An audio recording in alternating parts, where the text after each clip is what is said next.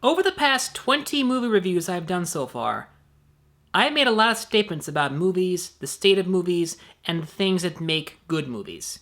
And out of all the things that I've stated, at least two of them I will totally hold dear and true for as long as I live.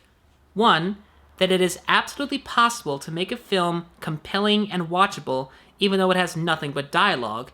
And two, you don't need a villain to tell a compelling story so long as you have conflict. And when you have a movie that is driven by dialogue but has no real conflict, you end up making a boring movie. And it is very unfortunate because this movie seems to cover a very interesting topic and a very interesting person who I get the feeling I would definitely love to have met. But honestly, this movie doesn't really do him any justice. I mean, it sort of does, but not as much as it really should have, in my opinion. The story follows David Lipsky, played by Jesse Eisenberg, as a writer for Rolling Stones magazine who wants to do an interview with another writer named David Foster Wallace, played by Jason Segel, who has just published a book called Infinite Jest, which is apparently a philosophical discussion about the American dream. I haven't read the book yet, but I might have to pick it up at some point now. Anyway, the film is actually based on David Lipsky's book, although of course you end up becoming yourself, which is basically a chronicle of the 5 days that he spent with David Foster Wallace at the end of his book tour.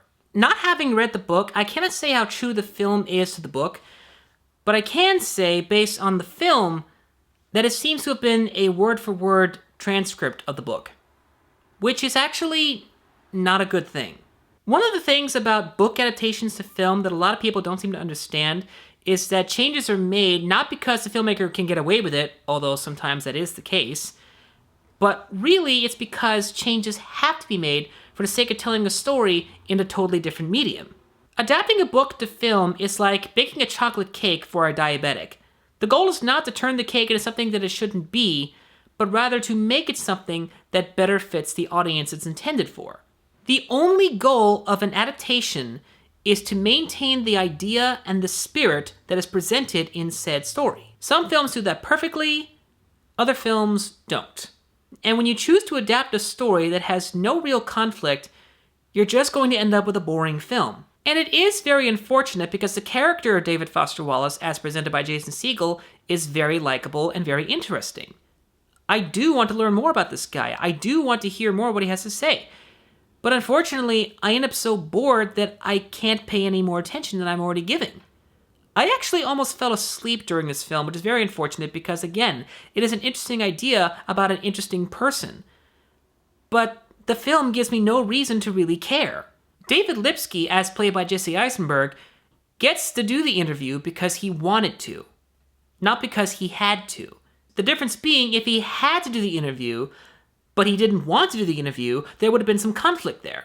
They actually had a little conflict within there that they could have expanded upon but chose not to, which I won't spoil in case you actually decide to try and see this.